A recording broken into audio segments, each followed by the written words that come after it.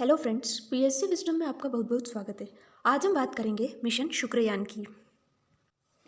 चंद्रयान और मंगलयान की सफलता के बाद इसरो अब धरती की छोटी बहन कहे जाने वाले शुक्र ग्रह पर मिशन भेजने की तैयारी में है। इस मिशन की लॉन्चिंग दिसंबर 2024 में की जाएगी, क्योंकि इसकी वजह से ये है कि उस वक्त शुक्र और पृथ्वी सबसे नज़दीक रहेंगे। मतलब दोनों ग्रहों के बीच की दूरी काफ़ी कम रहेगी, जिससे कि किसी स्पेसक्राफ्ट को वीनस तक पहुंचने में कम से कम फ्यूल लगेगा। अगर दिसंबर 2024 में लॉन्चिंग नहीं हो पाती है तो फिर उसके 7 साल बाद यानी 2031 में इस तरह की फेवरेबल एस्ट्रोनॉमिकल पोजीशन बन पाएगी। हालांकि इसरो ने अभी आधिकारिक तौर पर वीनस मिशन के लिए कोई टाइमलाइन जारी नहीं किया है। आइए जानते हैं शुक्र ग्रह और शुक्र मिशन से जुड़ी कुछ अहम जानकारियाँ। वीनस मिशन वीनस ग्रह के लिए भारत का पहला ऑर्बिटर मिशन होगा। टोटल 4 टाइप्स के मिशन होते हैं स्पेस में। First is fly bye mission, second is orbiter, third is lander and fourth is rover mission. Fly bye mission ऐसे मिशंस होते हैं जिसमें स्पेसक्राफ्ट जो है प्लैनेट के पास से होकर गुजरता है। ऑर्बिटर मिशन ऐसे मिशन होते हैं जिसमें स्पेसक्राफ्ट प्लैनेट के ऑर्बिट में चक्कर लगाता है। लैंडर मिशन ऐसे मिशन होते हैं जिसमें स्पेसक्राफ्ट उस प्लैनेट के सरफेस पे एक्सपेरिमेंट्स परफॉर्म करता है। यूजुअली ये मिशन जो है वेदर एंड सॉइल एनालिसिस के लिए किए जाते हैं। दूसरे प्लैनेट के वेदर किस तरह का वहाँ का वेदर है, किस तरह का एटमॉस्फेयर है, सॉइल किस तरह की क्या क्या कंपोनेंट्स है सॉइल में, ये होता है लैंडर मिशन। रोवर मिशन ऐसे मिशन होते हैं जिसमें जो इंस्ट्रूमेंट रहता है वो प्लैनेट के सॉलिड सरफेस पे लैंड करता है और वहाँ पर एक्सपेरिमेंट्स परफॉर्म करता है। भारतीय अंतरिक्ष संस्थान Indian Space Research Organisation ISRO के चेयरमैन एस सोमनाथ के मुताबिक अभी आधिकारिक तौर पर शुक्र पर भेजे जाने वाले यान को कोई नाम नहीं दिया गया है। अनुमान लगाया जा रहा है कि जिस तरह से चांद पर भेजे गए यान को चंद्रयान और मंगल पर भेजे गए यान को मंगलयान नाम दिया गया, उसी तरह शुक्र ग्रह पर भेजे जा रहे यान को शुक्रयान नाम दिया जा सकता है।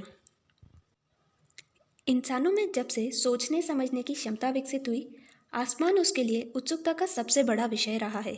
धरती से सबसे नज़दीक खगोलीय पिंड चंद्रमा था, तो सबसे पहले ध्यान उसी पर गया। लेकिन एक और चमकीला पिंड था जो धरती से बिल्कुल साफ नजर आता, शुक्र या वीनस। सुबह के समय पूर्व की तरफ यह चमकते हुए तारे की तरह प्रतीत होता है, इसलिए इसे मॉर्निंग स्टार यानी भोर का तारा कहते हैं। ठीक इसी तरह शाम को यह पश्चिम दिशा में चमकता है, जिस कारण इसे इवनिंग स्टार भी कहते हैं। शायद यही वजह है कि दूसरी शताब्दी ईसा पूर्व में शुक्र की गति की पहचान कर ली गई। उस वक्त दूसरे ग्रहों के बारे में न के बराबर जानकारी थी। तब से लेकर आज तक दुनिया के कई देशों ने शुक्र को समझने के लिए कई बड़े मिशन लॉन्च किए हैं। अमेरिका, रूस, यूरोपियन स्पेस एजेंसी और जापान के बाद भारत 5वां देश होगा जो शुक्र ग्रह पर यान भेजने जा रहा है। आखिर वीनस यानी शुक्र ग्रह क्यों इतना महत्वपूर्ण है जो तमाम देश उसका अध्ययन कर रहे हैं? शुक्र या वीनस धरती का सबसे नज़दीकी ग्रह है। यहाँ यूरेनस की तरह अपनी एक्सिस पर क्लॉकवाइज डायरेक्शन में घूमता है। इसका मतलब यह है कि यहाँ सूर्य वेस्ट से उगता है और ईस्ट में अस्त होता है, ठीक ऑपोजिट अर्थ के। जैसा कि अर्थ पर सूरज ईस्ट से उगता है और वेस्ट में अस्त होता है, परंतु शुक्र ग्रह पर यह ऐसा नहीं होता है, इसके ठीक ऑपोजिट होता है। शुक्र ग्रह के पास बुध ग्रह के समान कोई चांद नहीं है, मतलब इसका कोई नेचुरल सैटेलाइट या कोई मून नहीं है। इसे सोलर सिस्टम का पहला ग्रह माना जाता है जहाँ जीवन था। कभी वह बिल्कुल धरती की तरह था।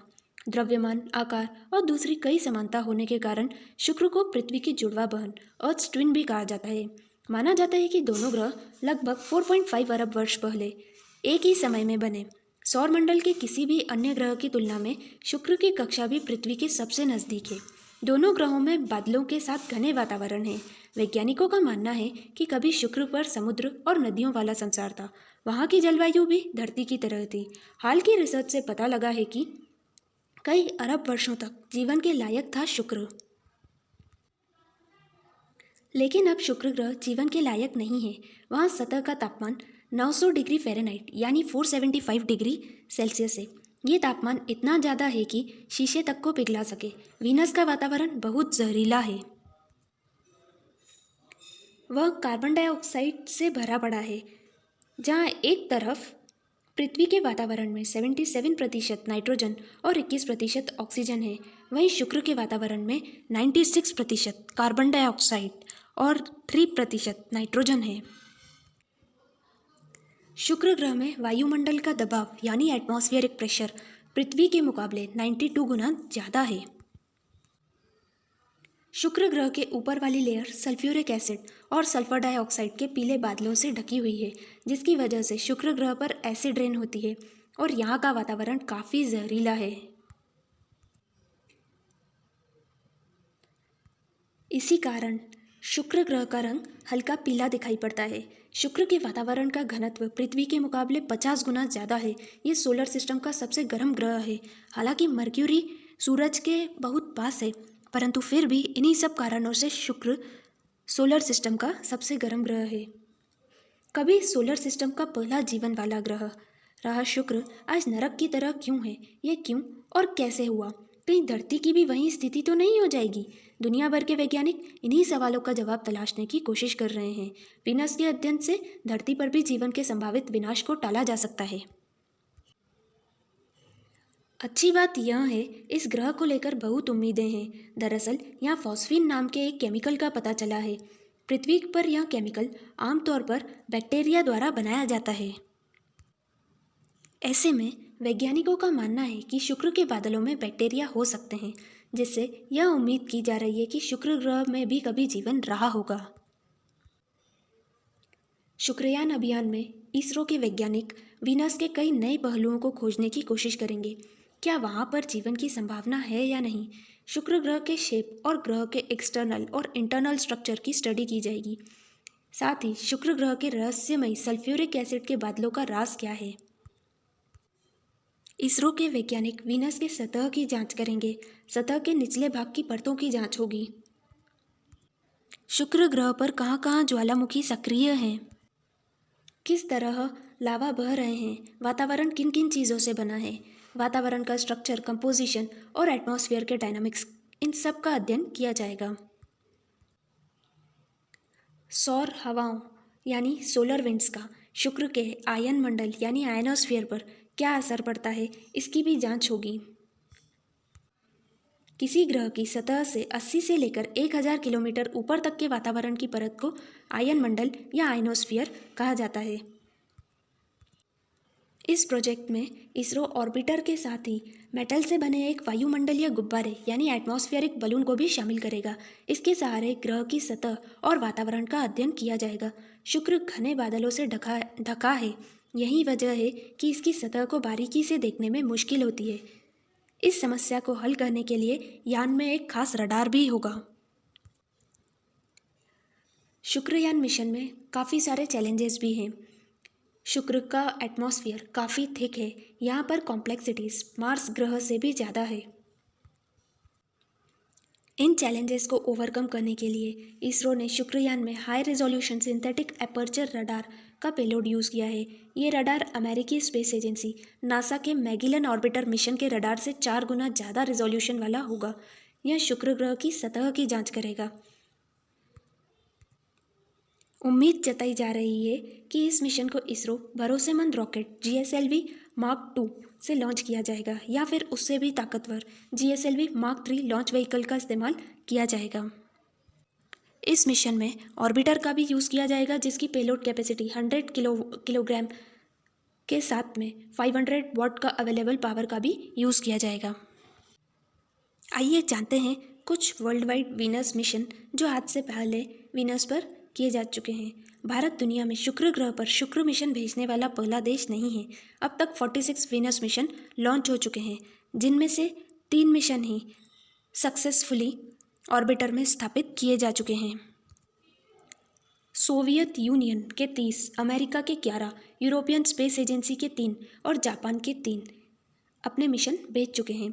इनमें से कुछ स्पेसक्राफ्ट वीनस के पास पहुँचे, कुछ उसकी कक्षा में पहुँचे, तो कुछ की सतह पर हार्ड लैंडिंग हुई तो कुछ की सॉफ्ट लैंडिंग हुई। फरवरी 1961 में रशिया का टी-स्पुत्निक मिशन लॉन्च किया गया था, जो कि मिशन नाकाम रहा। जुलाई 1962 में नासा जो कि अमेरिका की स्पेस एजेंसी है, उसने मैरिनर 1, ये एक फ्लाई बाय वीनस मिशन था, ये मिशन भी नाकाम रहा था। अगस्त 1962 में नासा ने मैरिनर 2 मिशन लॉन्च किया वीनस के लिए। ये मिशन कामयाब रहा।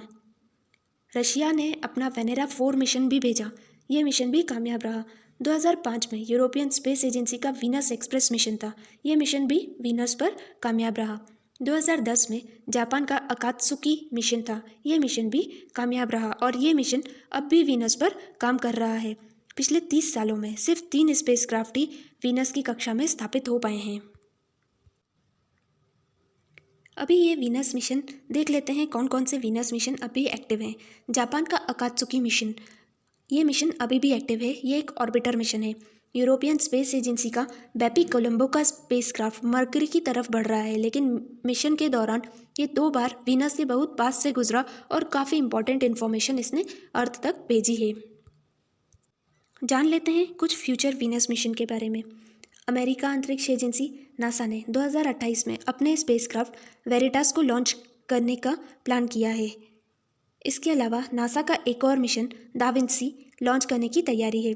इसी तरह यूरोपियन स्पेस एजेंसी भी एनविजन स्पेसक्राफ्ट को 2030 तक लॉन्च करने वाला है।